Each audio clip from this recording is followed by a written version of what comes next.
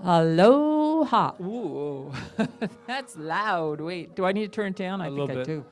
It's kind of loud. It's a little loud. Oh, blast us Well, out. here we are. Week what? 6. Wow. It's hard to believe. Week 6. Okay, so just a couple of announcements. As always, this Friday is what? So much going on this week. Flying Okay, everybody. solo. Please don't miss 7. it. 7. It's 7 p.m. Is flying solo. It's going to be amazing. 7, and there's a brief Reception afterwards. And then on Saturday, is this music? It seems a little loud to me, but it's all I right. can turn it off. So something I want to say about Saturday morning, about the 5 Steps of Freedom that's happening here at 9:30 for a little continental thing and then breakfast, and then we're going to have it at 10. This is a really good opportunity to invite friends that don't come here on Sundays because they think it's a cult. I'm just kidding. Actually, I'm not. But it's a good opportunity, we were talking about at the meeting, to let people come and go, oh, that's what they're talking about, that, in a very safe kind of environment, to be able to see what it is by going like this and checking it out. So I really invite you to plug into other people that come here and just say, because it's just going to be very valuable. I said it's a free event, but the value is priceless, I believe that. So that's Friday, then Saturday morning is that. You might as well just spend the night. There'll be cots up here. And we'll have cocoa at 2 in the morning or something like that. Not. I knew she would jump in. And then Sunday we have our service, of course. And then Tuesday is the... Oh, Labyrinth Walk. All right. Yes. I'm having something very special planned. I don't know what it is yet, but take my word, it will be special. And we will walk the labyrinth, and then we will talk about our walk after and process it together. And so that's the plan. Yeah.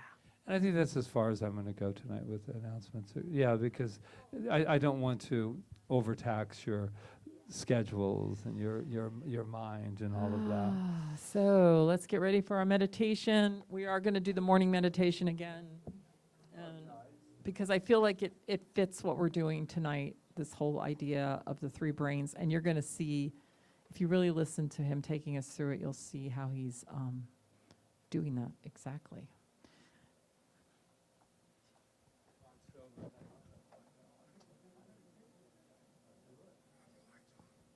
Once I find it. All right. We're going to check the volume too.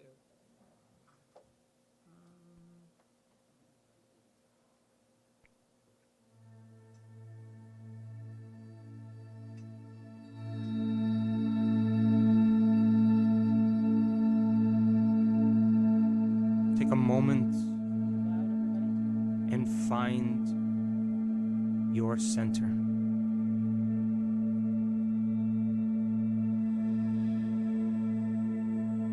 Inhale.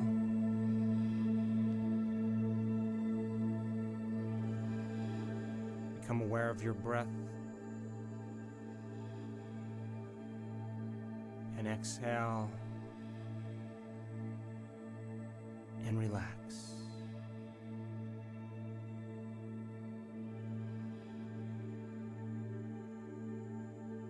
It's time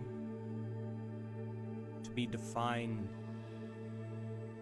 by a vision of the future instead of the memories of the past.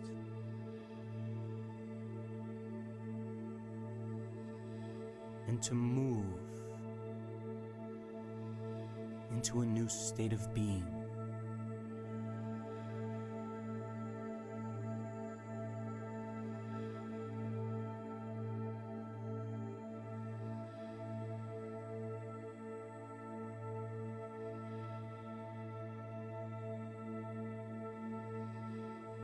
And now, can you become aware of the space between your ears,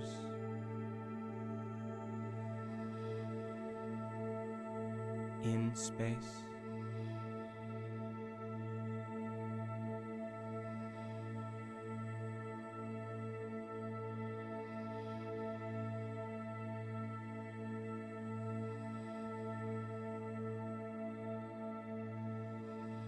And now,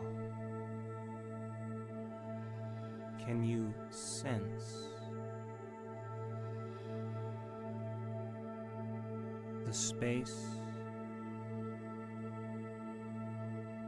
beyond your ears?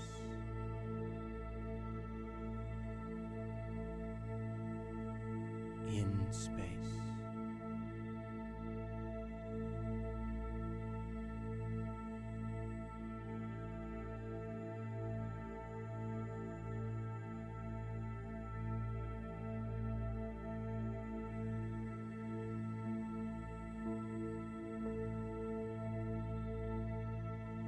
And can you move your attention to the space in the center of your throat?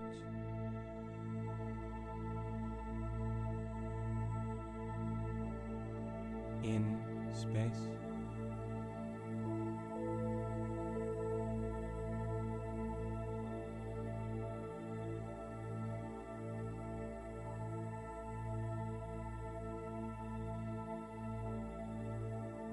And can you become aware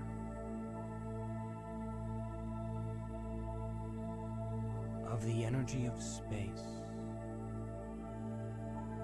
around your throat, beyond your neck,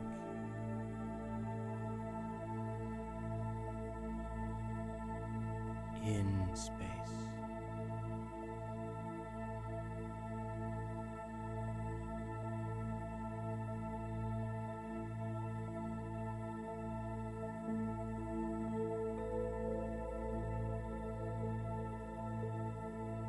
And now, can you rest your awareness in the space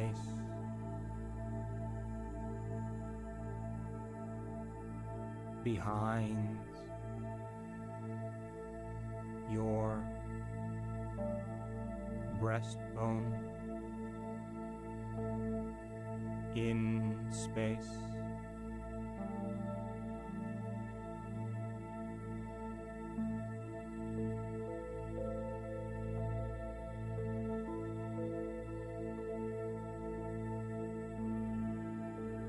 And can you feel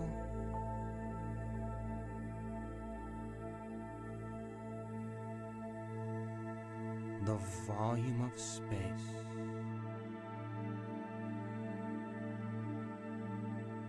beyond your shoulders, in space?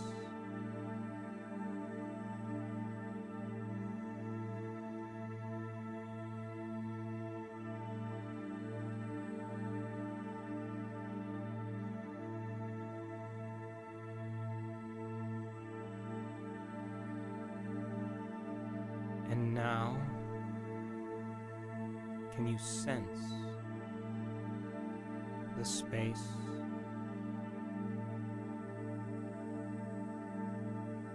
between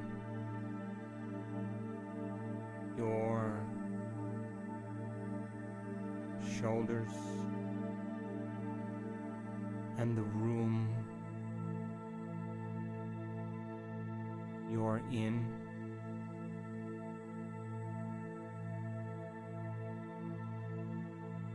In space.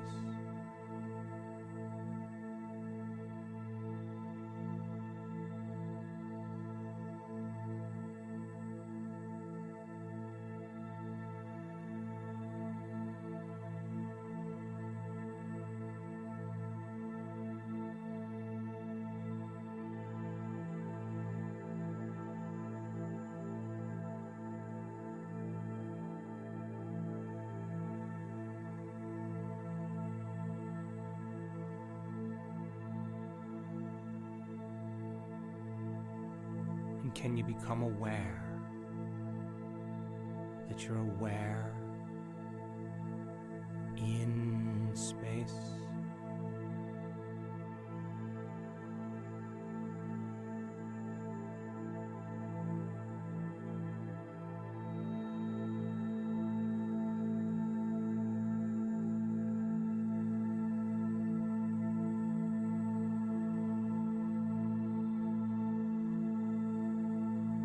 And now,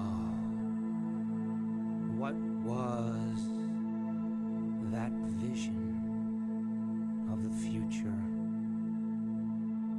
that awaits you?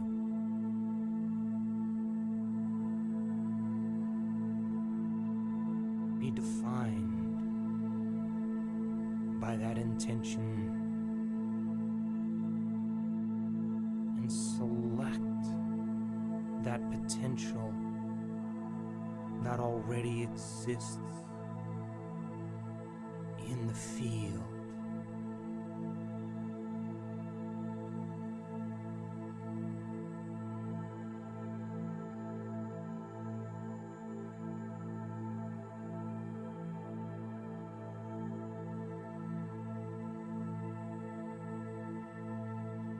And allow that internal representation be where you're headed. Invest your energy into the future.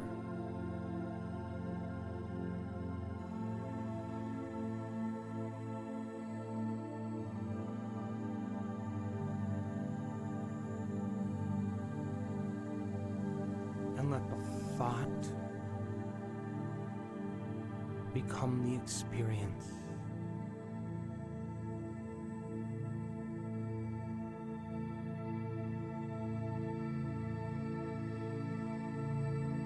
And let the experience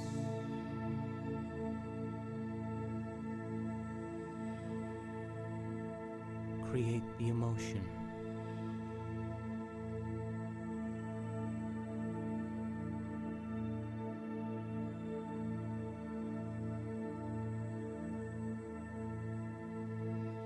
And can you teach your body emotionally how that future feels now?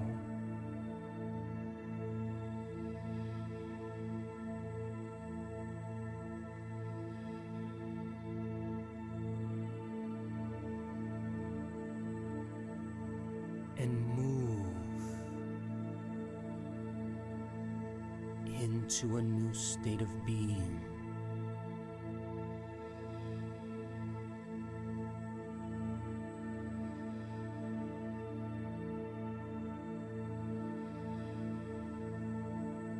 Come on, open your heart and let your body respond to a new mind.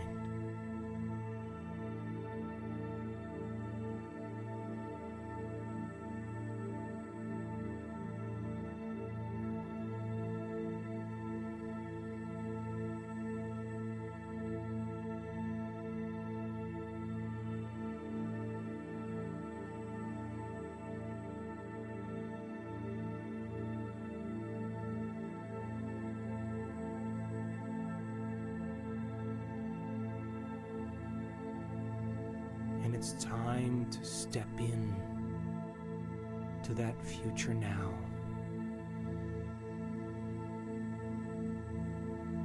What choices will you make today? What things will you do?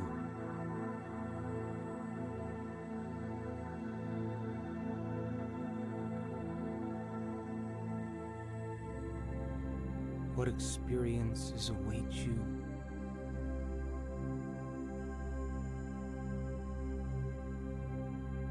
And how will they feel?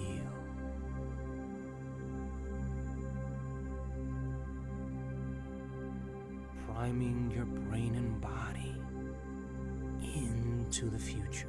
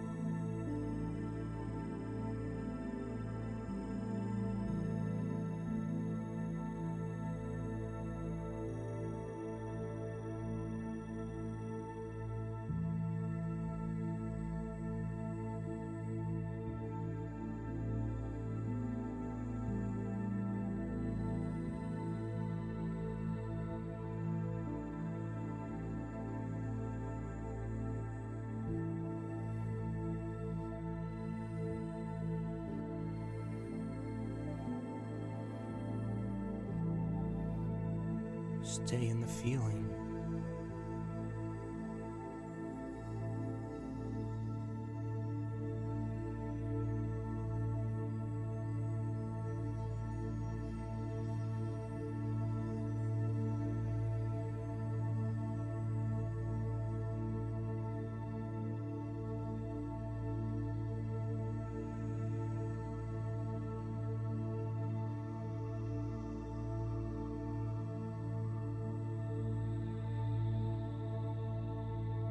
Now, it's time to remind yourself of who you no longer want to be. What thoughts will you become conscious of that will never slip by your awareness today? What choices will you not make? What behaviors will you no longer demonstrate? What experiences will you stay away from? And what emotions and feelings will you no longer embrace? It will cause you to return back to feeling like the familiar self.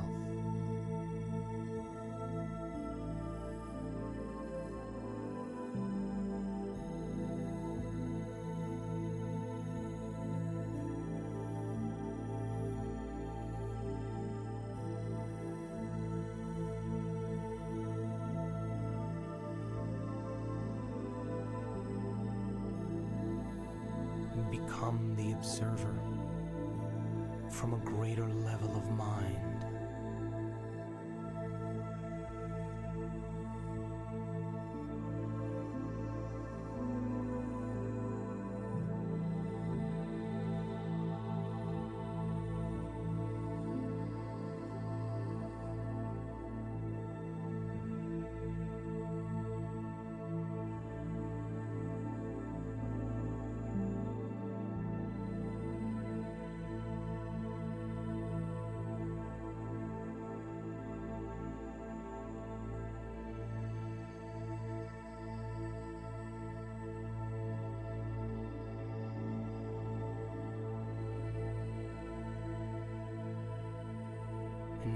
Finally,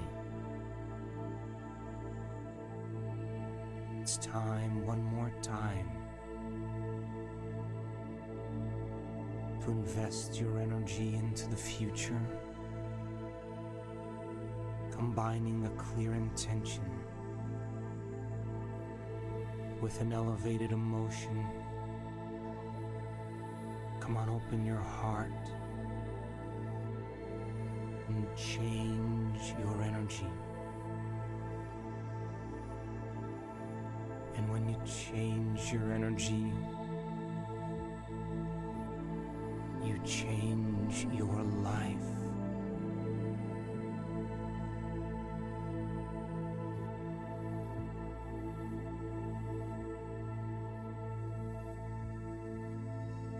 For whatever you broadcast into the field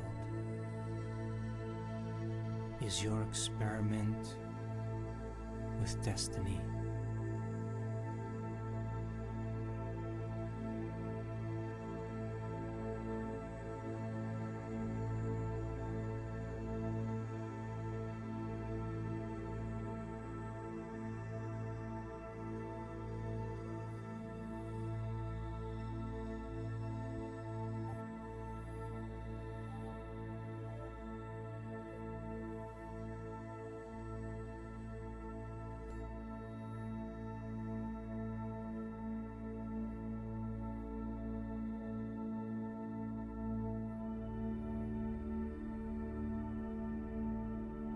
Being defined by a vision of the future instead of the memory of the past means that you're ahead of your time.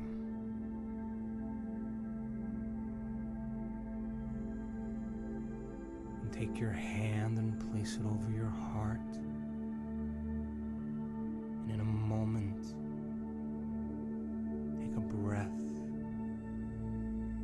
and have compassion and care and kindness towards your beautiful self, giving thanks for a new life.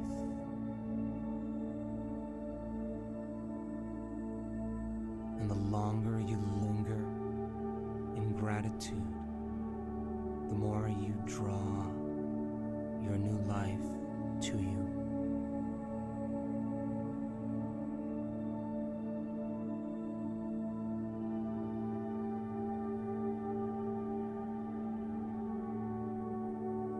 And if in fact you emulated the divine today and made contact with it, that you ask for a sign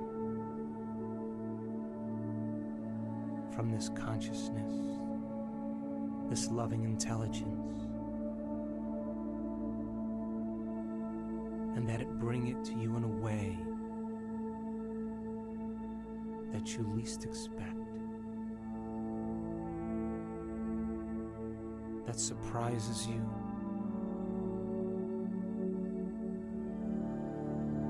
and that it leaves no doubt that it came from this mind.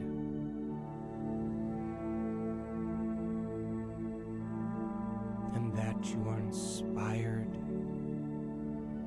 to do it again and again when it finds you in unexpected ways.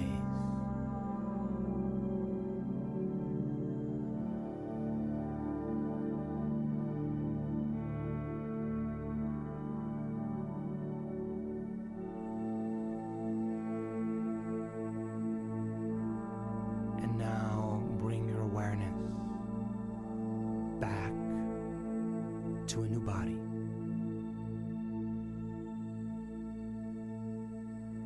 To a new environment, and to a whole new time.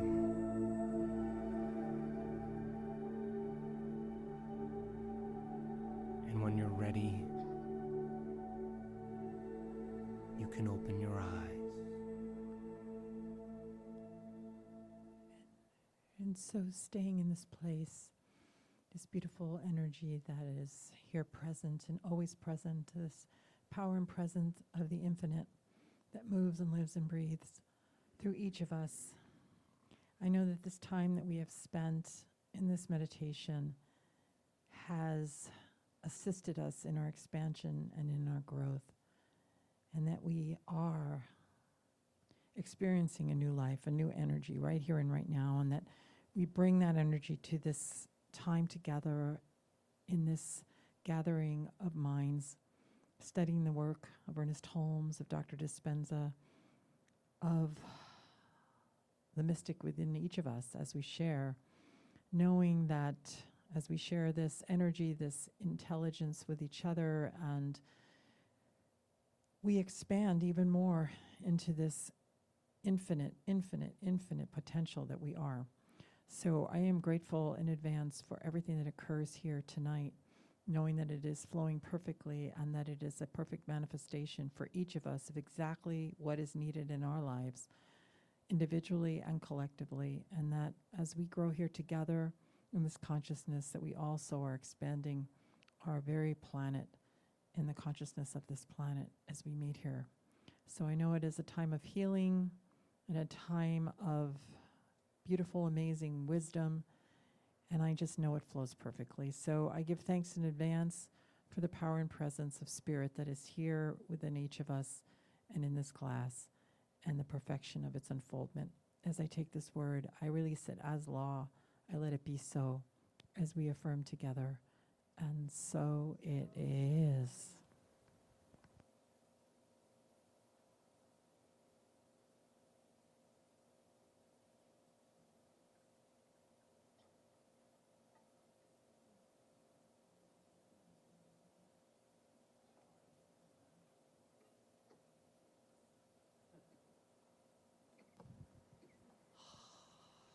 Wiggle your toes.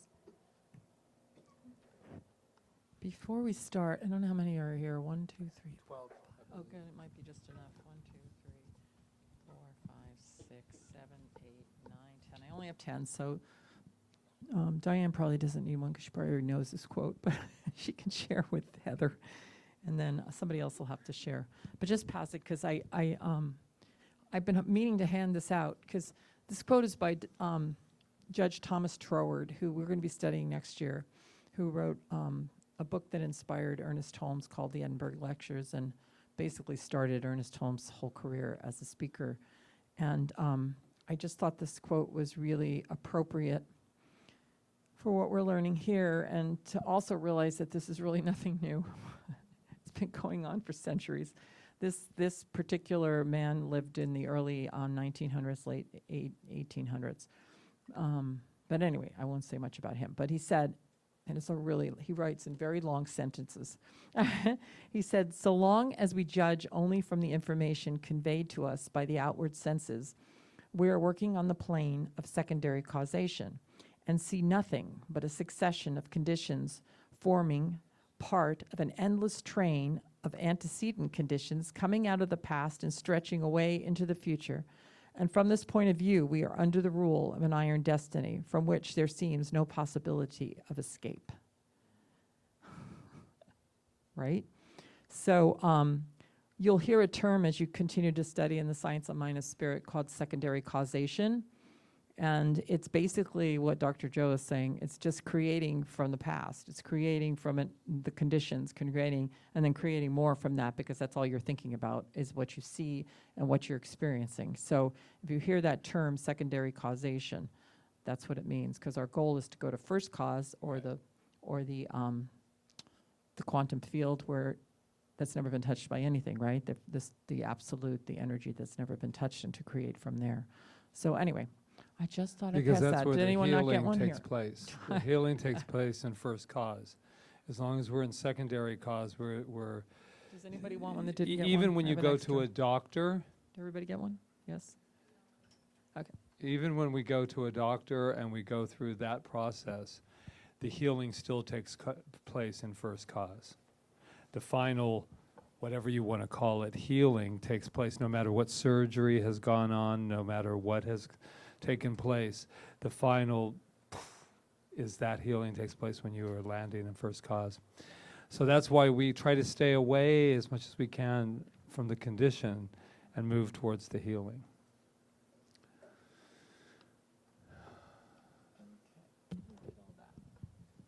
All right, so let's do the treatments first. Did you do your treatments? Okay, the only thing I'm going to ask, you're going to ask you to pass them in, but if you did not write a purpose on it, write it right now, because I don't want to have to look at it and going, you didn't write a purpose. Okay. Is that what you do when you look at it? Well, that's kind of like No, my- the purpose is really important. Yeah. Why is the purpose so important? Right. And because when we're directing energy, She said it was your intention. intention, that's the first thing, right? That's exactly it. But so here's the deal. So when we're directing the energy, don't you think that's why the purpose is also very important? Because if you'll ever notice, if you go to treat and you're very upset, but you're just treating, you just go, what I know is this, that there's this, but what I like to do is just take a moment and say, I need clarity right now. I am so confused right now. I have to get clarity. That's the main thing that I need. So what I know. Do you see the calmness that comes with that, opposed to, and I've done it, I went, there's something's happening in the room or something, let's treat. Okay, this is what I know. No. Let's treat. This is what I know. And it's just so different, right? Right. So, all right. So we'll start with. Yeah, Mhm. please pass them up. So, well. Yeah. Yeah, you emailed. And we got yours. Heather's too, right? Yeah. Yeah, we got Heather's. Thank you. So anything that's come up this week that you want to discuss as far as last week's class, or anything that you've been working on that you have some pressing aha to tell us? Or I know I've been working on stuff and I keep getting those special, what does he call them, Dr. Joe? Signs. I go, oh my God, there it is.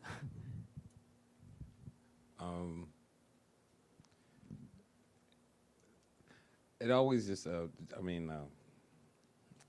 it was just fascinating to me to read about the three brains and how everything flows together from thinking to being, or thinking to doing to being, and the example of the mother-in-law. Oh, okay. So I won't. It's all right. Go ahead. I thought that was neat. Yeah, it was. That was all right. Yeah, we are going to go into that later. Okay, so That's okay. ahas, meditation. good How aha. that was a good aha. I know. I like that one too, a lot. I like that. Oh, That was nice. Diane, Reverend Diane. He had, it might have been in the 3 steps to becoming a new you. You want me to save that for the next section? Go ahead. I've been We're doing, living on the edge. I've been doing steps 1 and 3 for a while. One being self-awareness, and step 3, getting the thought so real that you really experience it. I've been doing that. What I was practicing this week was the middle step, the step of trying to discipline your brain to think in new ways and to wonder about things. And I had a practitioner once, a number of years ago, who would say, why don't you just practice being curious about that? And this is what she was talking about, I wonder what it would be like to be able to do whatever I want to do whenever I feel like doing it, physically, financially, mentally, time-wise.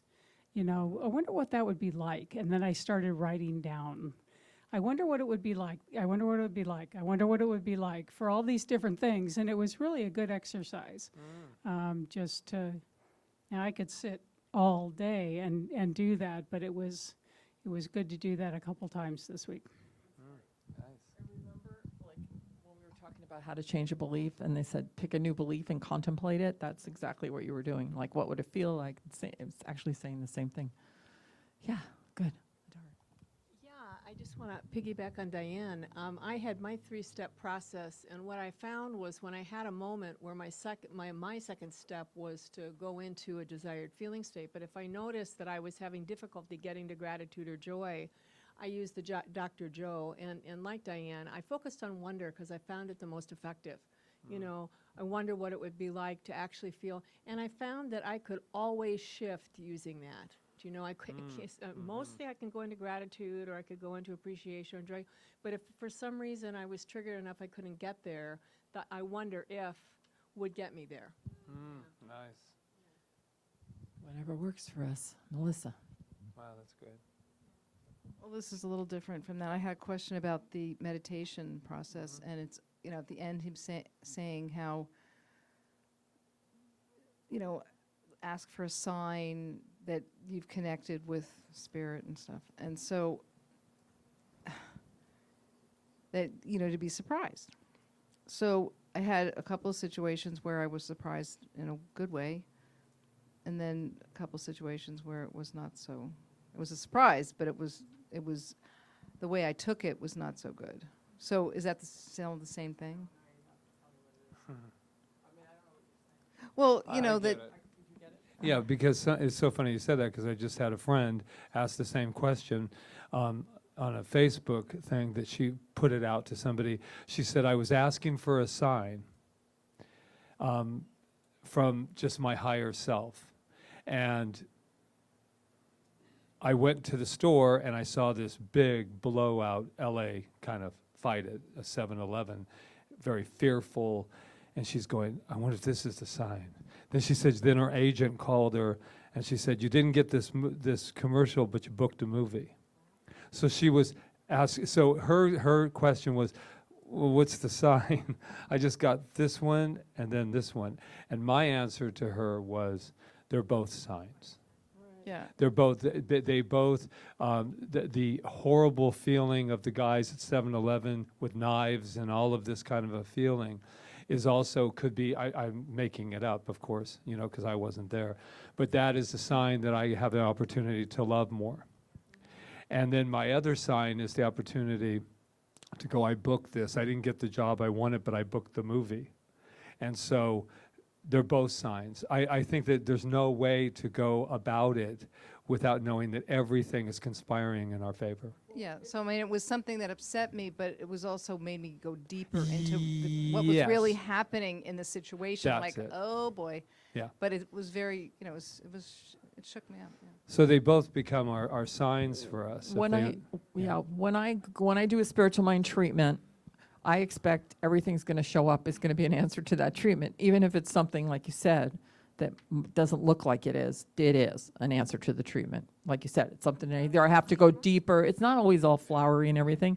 It might just be something more that I you would need to prefer know. it that way. I get I it. know I we get would it. prefer it. You might need to know something more, so that's showing up just to let you know that you got to go deeper, or you got to know something else because you didn't totally get it. Yes, Lori. I think I probably have some questions, but this week was, you know,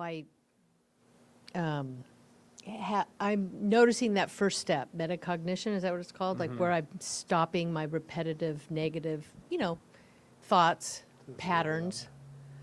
And then on Friday, my daughter called and she's struggling in her last semester of college. And my thing I really am trying to work on is to keep peace in myself and separate from other people, because I tend to feel everything. And so I was working, I thought, my first thought was, what would Rita do? Or do what Rita would do a spiritual treatment, right? It just was right in there. And I am not even that confident yet, but I did it. I just said, I want to keep my peace throughout this. You know, that's her life. And then God is all there is. I am all there is. I am peaceful now, and thank you for this peace. And within 6 hours, she called back and was crying. And she's not a drama queen.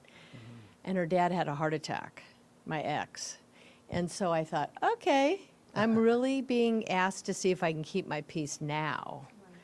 And so it was quite a number of days of just asking, and I know you said you don't keep, it's not like praying to Right. God. You do a treatment and let it go and see what happens, I guess. I don't know. But I really had to work with, what I was left with a lot was just not feeling or not thinking thoughts, but like feeling her, like I just get left with the feelings. And I'm not really sure if that's some of the stuff he talked about in the book about emotions, or because it doesn't feel like I'm having thoughts, but I'm just, anxious and worried. And then, but there were days when I was peaceful too. It was just so intense to think, open heart surgery and her fear of losing him. And, it was like, okay, I guess I'm really seeing if I can keep my peace. And there were days and hours that I did, and then there were times when I didn't. Well, which one, here's what I heard when you were saying that, is that, first of all, that's a wonderful treatment. It was so to the point. The Spirit is all there is. I am one with Spirit. I am peace. Thank you. Let it go. Hello.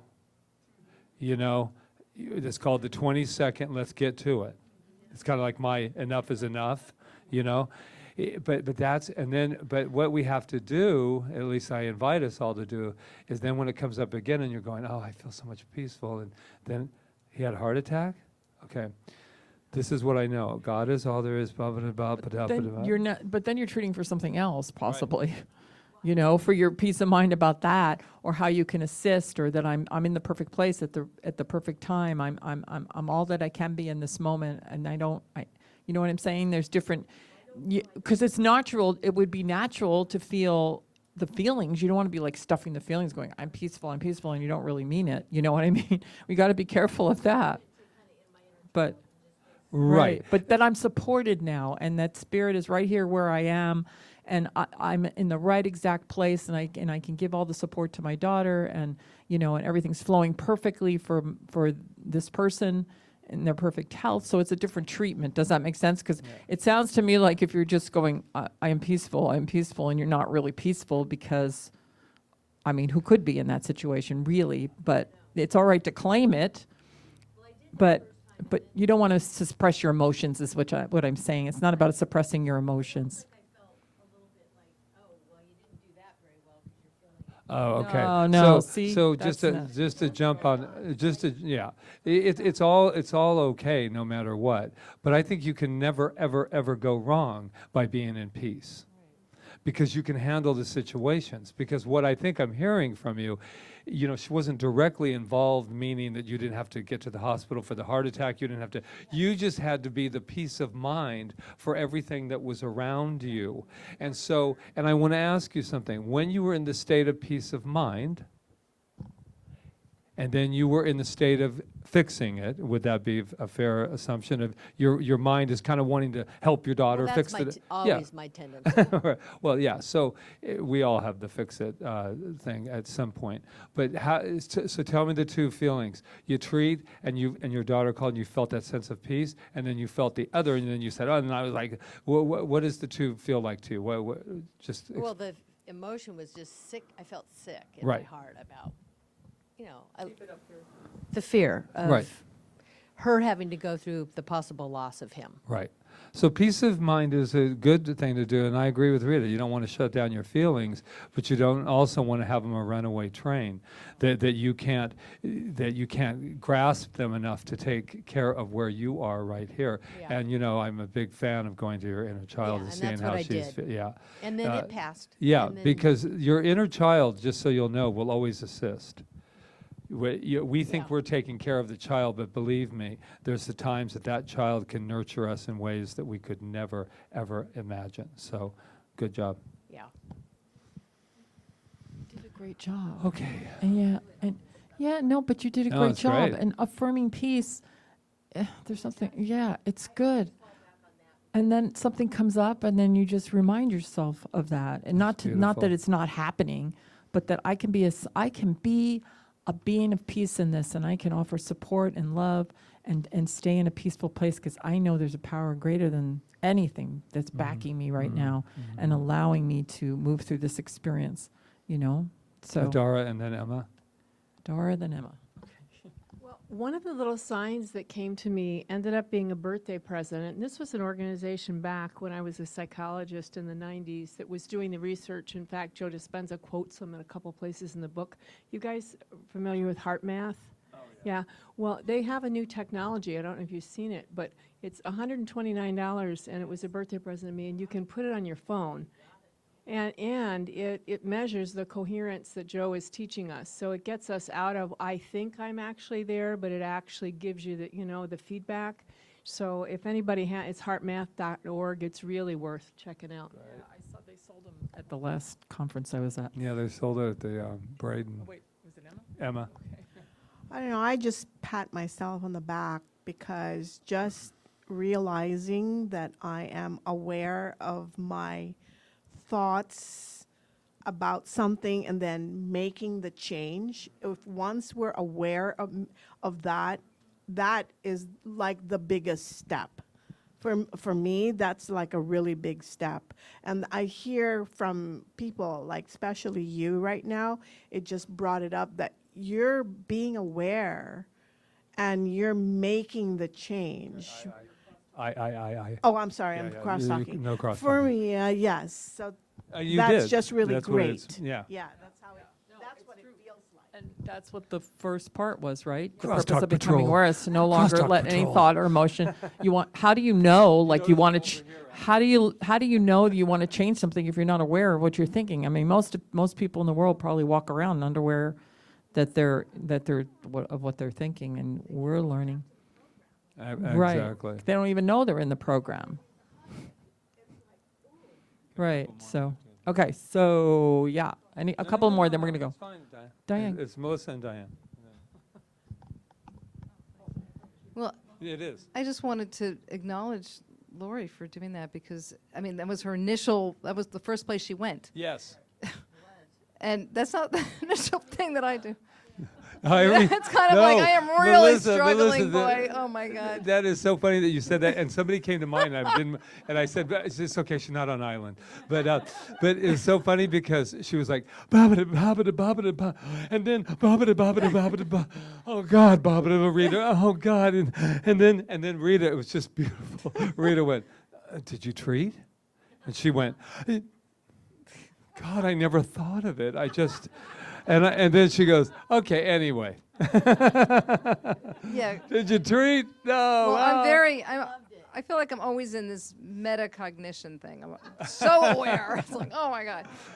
It's And, okay. Let's yeah, but- start at the very beginning. But it's like, really all this, all this old stuff, it just keeps coming up, the waves, I mean, it's like, okay, and I'm really, really working it, I mean, I don't know how to do it yet, but I'm muddling through. Well, obviously, he tells us it's repetition, Oh, Diane, right? Diane It's and repetition, repetition, repetition. You're breaking an old program, and your body's screaming out for you to stay in the same place, because that's... I don't know about anybody else, but there are times when I'm driving around anywhere, and I have all kinds of opinions and judgments about what I see around me. And I've started telling myself when I've become aware of that, that's the place to start, yeah. And I tell myself I know nothing about their story. Right. Zero about their story. And even the people I think I know something about their story, I don't know. You guys have heard a lot of my story, but you don't know my story, even though I've been here and you know me, So how could I possibly know about somebody I'm passing on the street? It reminds me of, it was a video that we saw as a teaching tool when I worked in the healthcare field Well, I still work in the healthcare field. And it shows these people walking around a hospital and all of them are going through something different and you just don't know what they're going through. One person just had a baby, one person lost their right. grandfather. You know, you might have seen those. The doctor's thinking about the patient he just lost and, you know, and you just don't know where the people around you are coming from. And how can we judge? It's like, you know, somebody cuts you off and you're like, think it's so personal when they probably didn't even see you, you know? Because they were thinking of something else. I know. Well, it's been an interesting week, and I just thought about this as we kind of went through that meditation, and that is, I got all the signs, and it's amazing. I'm trying to stay into gratitude and appreciation more and more. So this week, I noticed I continue to heal physically. I noticed that I'm on a Facebook page, and people call me from all over the U.S. and Canada and want to pay me money for giving them rides. What? I'm And glad then- you completed that sentence. I know. What's amazing, and I got another refrigerator, a not brand new, but it's just a huge, nice reefer from DJ. And when I set my camera in to be fixed, it was broken and too old. So Nikon sent me a new one and didn't charge me. Whoa. So shit's happening. Grateful. Yeah, All right. exactly. I think we're going to go on. Yes. Okay, we're on core concept 7. So this is where you get to talk to each other, okay? So the first one is, this is a reciprocal universe. For every visible form, there is an invisible counterpart. Everything in nature tends to equalize itself to keep its balance true. Human life demonstrates the reciprocal nature of the universe in law of attraction, giving and receiving, mental equivalence, doing and being, done by, and other such principles. Go ahead. Okay, so Discuss just how it among goes. yourselves. This is All the right. threesome right here, because it's 15 people. So threesome, you 3, Okay. then 2, 2, 2, 2, 2, 2. You guys, really? 3. Then it Melissa starts and here. Diane. 2, 2, 2, 2, 2. 2, 2, and 2. You're ending up with the same partners every week because you're No, sitting in actually, the they same got part of the different room? ones this No. week. That's why I did the threesome on that side. Yes. It's simply just discussing it and coming up with how you put it into your own terms.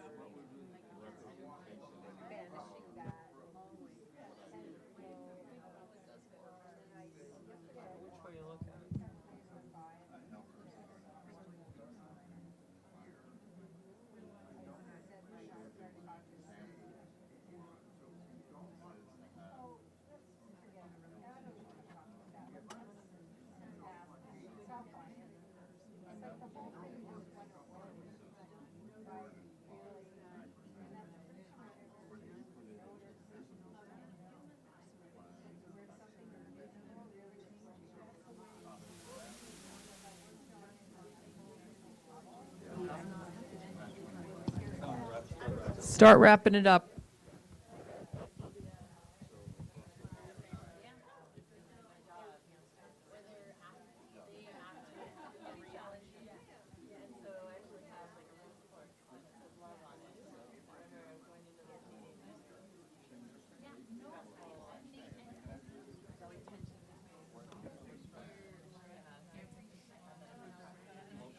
Okay, wrap it up.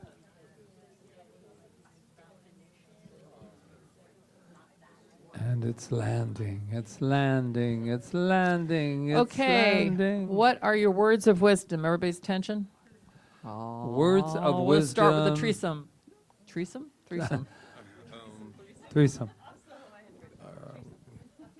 There's a polarity, and there will be a balance, and things that work on the material or the visible also work in the invisible, and they're all activated through our words and thoughts. Is that enough for you? Well, I was just going to say, working in the invisible can manifest something to happen in the visible. We have a little book out there called The Mental Equivalent. It's very little and very Yeah, potent. so what we were talking about is that, you have two things and there's an effect. So it's almost You like guys. one of the things that it's, there really isn't a law of two, there's actually a law of three, because you have, sunrise, you have night, day, dawn, night, day, sunrise, man, woman, child. There's always an effect on these two things coming together. So, yeah, it's a trinity, it's like law of three. Yeah.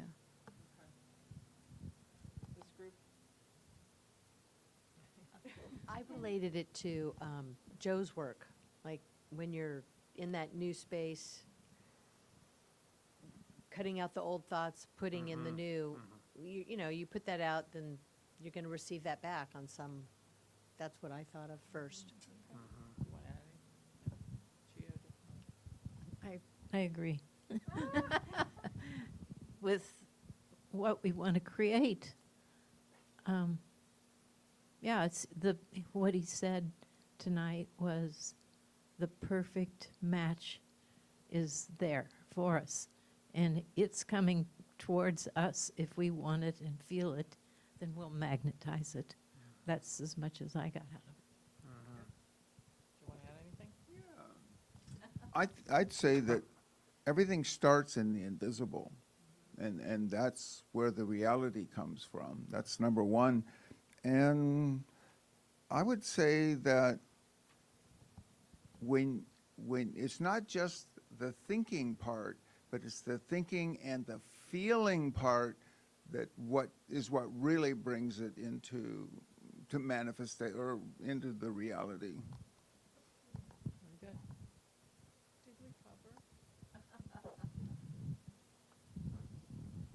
The way I saw this, because there is one end to the other, giving and receiving is like one arc to me. And so it reminded me of how I used to feel in terms of the separation of that arc, that they were two separate areas. And when I started the Signs of Mind, I now believe that that arc is just one. There is no separation. And the feeling of when something goes wrong, I always believe that there is something good that comes out of that. And I believe in that so much that I will find that goodness. So that's what we talked about. Right. I would just add, it's the acknowledgement, the shift in our minds that something went wrong, wasn't what we expected, except knowing that there is something to be learned from all of it. Wisdom from our challenges. All right, so what we discussed, and I believe we both confer. Okay, so like it has to, for us, for what we discussed, it started with invisible. Started with invisible because it's a thought, it's a feeling, and you can't touch those. You can't touch them with your five senses. But when you combine them, then something physical shows up. And my experience, and I almost can say that this is true for Loretta too. My experience is when I was in a place that was not serving me well, and I had a thought coupled with an emotion that I needed to be out of that environment and into a better environment, a more healthier environment, and it showed up physically. I physically got well. I physically was put in a place that's more sustainable, more healthy, more nurturing. But I didn't plan it. I didn't outline exactly how it was going to happen. I used what Patrick used. Enough is enough. That's it. You know, and that was a powerful emotion behind that statement. Enough is enough. I can't do this anymore. And then, like, the law of attraction, the universe did its thing, because I gave, like, my surrender, and I received, like, peace, serenity, salvation, redemption. I received all of those principles, but they manifest in me in a real way. Right. You know. Yeah. Beautiful. I'll say a piece. Jamie had a different piece. Yeah, Nice one. my brothers and sisters all speak for me. The only piece that came up for me that I didn't hear yet was the an awareness that because there's only one, and it's actually whole, right? If I'm incoherent or in a separated state, then that balances in the people and the things around me. And when I shift into a coherent or a whole state, I actually call that forth in the system. I actually affect the system. You know, as a psychologist, I used to see in couples, there was where relationships are frozen in identity, there would always be one who was more of the giver and one that was more of the taker, you know? And what I saw was if even one person shifted that, the whole relationship changed. So that was the aha here. Because we're all connected, we have a profound impact without even knowing what it is, because there is balance. That's So great. when we shift, everything around us has to shift. Perfect. That's cool. You have anything to You add? want to add your big shit, bro? Good Because job. I'm not into sharing in this moment. These But core principles are the principles that are, that are the science of mind. That's what they are. And one thing left on this one is Yeah. that I was thinking it was somebody, I think it was Veron. If we're waiting to see it before we can believe it, then we're in a lot of trouble.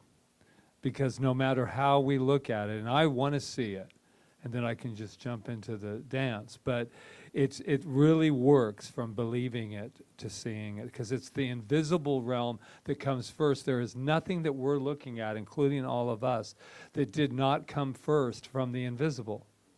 So it would only make sense to me that for me to believe and to act as if, and to everything that we're talking about with Joe and Ernest Holmes and every mystic, you must know it first and then walk forward from it. Only makes sense, and then the invisible comes in, or the enough is enough comes in. If it had a voice, if the law had a voice, it would say, all right, all you had to do is say so, man. I mean, that's really what it said. All you had to do is say so. What do you want? And then you said, okay. I mean, that's it. But if you go, I don't know, and do you think if this happens, then I can, then the energy is going like this. Finally, it just said, enough is enough. Wow. Great. Okay, core concept 8. You have anything to say, Rita? No, it's okay. The universe exists in the eternal now, every moment complete and perfect within itself, right now. In this universal harmony, justice without judgment is always automatic. an infallible universal principle. There is no place for divine anger, unforgiveness, or punishment. Wow. The way, the way it works, human forgiveness is the process that frees us to live in the eternal now. Yes. It is essential that we wholly forgive ourselves and all others before real spiritual growth, that should be not grown, can flourish. So, wow. Forgiveness I is just the put Miguel only- Ruiz, forgiveness is the only way to heal. So, This is true. threesome, Threesome. 2, 2, 2, 2, 2, 2. What? Yes. Did we get that? The three? I love my 3, science of mind 2, text, 2, even if it 2, looks like a 2, Bible. 2, 2, and 2. And go.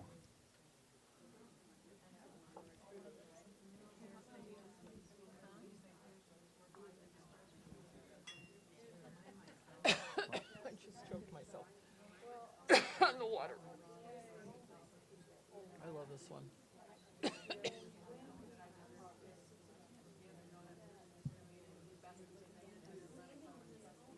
Yeah, justice without judgment. What does that mean to you? What is that? What does justice without judgment mean to you? By the law of cause and effect. Right. We don't have to judge. It's always taken care of. But we're always judging. I was with Diane. Remember I said that we're always constantly judging. Right. But it doesn't mean you're judging bad always. You're just constantly, thinking you know what's going on with the Makes the quote start.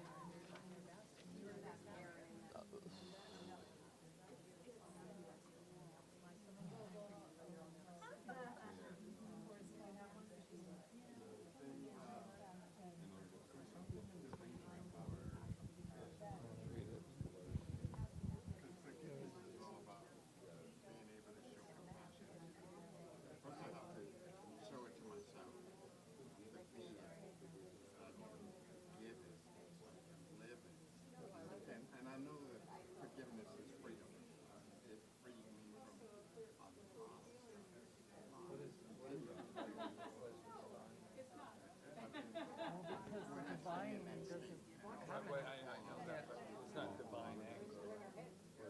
no such thing as divine anger, unforgiveness or punishment.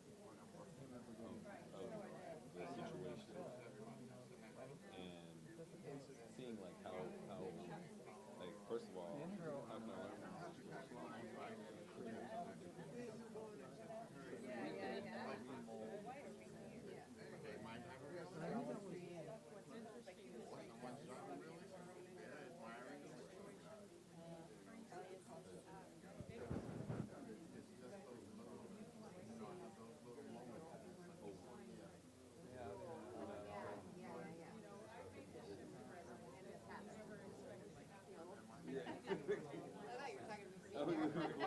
Oh, excuse me? No. The back. What is you're stuck there. It's like clunky, isn't it?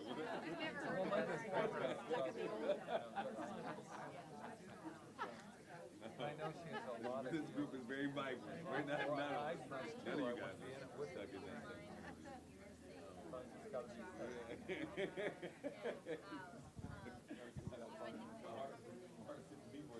I just gotta keep that part of this side. Is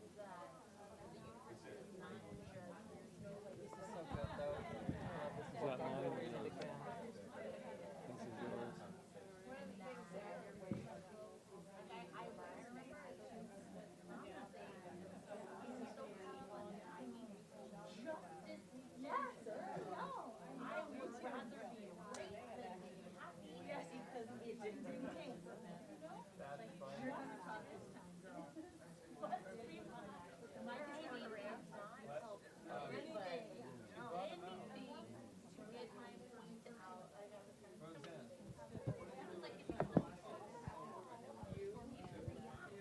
All right, give yourselves another minute.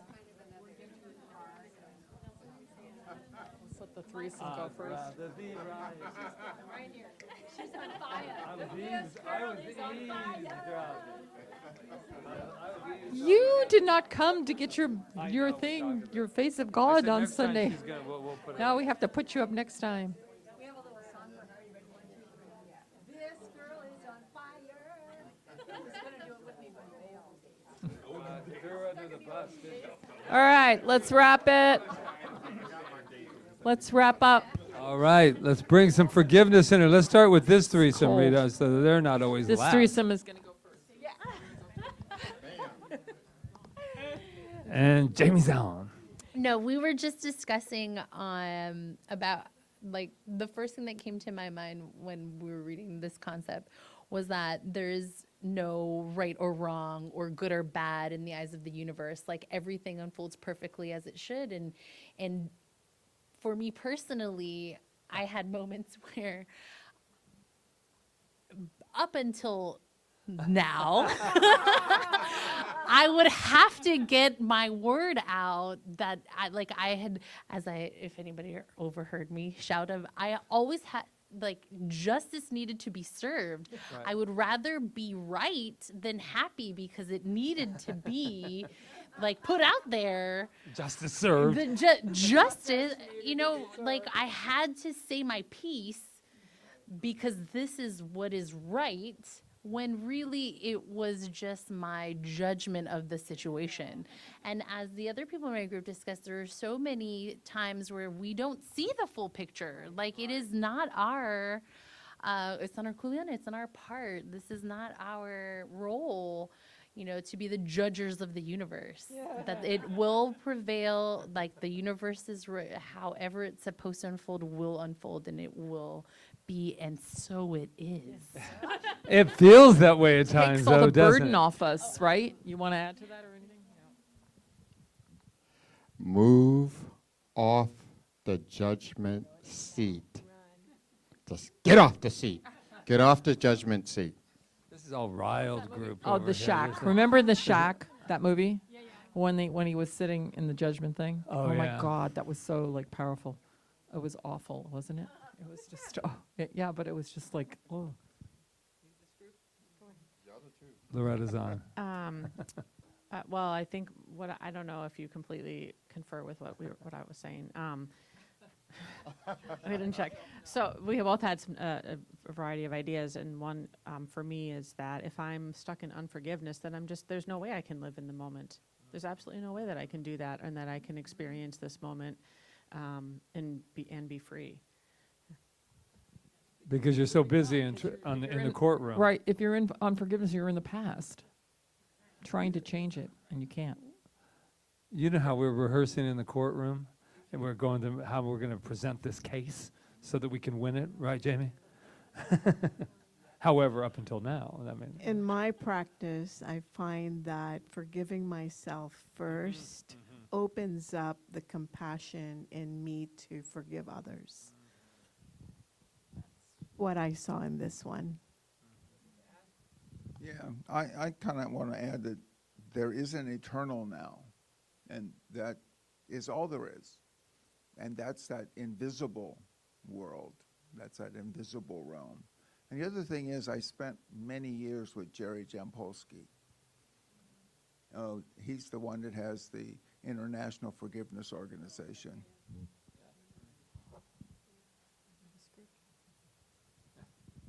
We had fun being in the now, in the moment, touching, feeling, tasting, and feeling so present that we touched into the eternal now, and it felt free.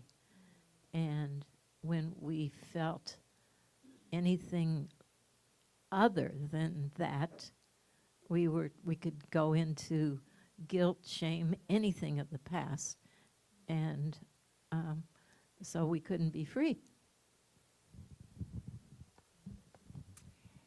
And I really appreciate that line about there's no place for divine anger, unforgiveness, or punishment, having come from some pretty strong hellfire and damnation background. Beautiful thing. To know that God is love. I just know how important it is when I finally forgive myself. You know, I don't do that as much as I try to forgive others at times. So it just brings so much peace, which is what I need. Me too. So I looked up forgiveness. Well, forgive is to cease to feel resentment against. And that's something that I did a lot when I was my defense as a child. And then I looked up resent, and to feel or express annoyance or ill will at. So it's just getting it down to the lowest common denominator. It's just not to feel annoyance, just to feel grateful to have the insight, so that you don't have to have anything to forgive, because you can just be in the now, having the insight.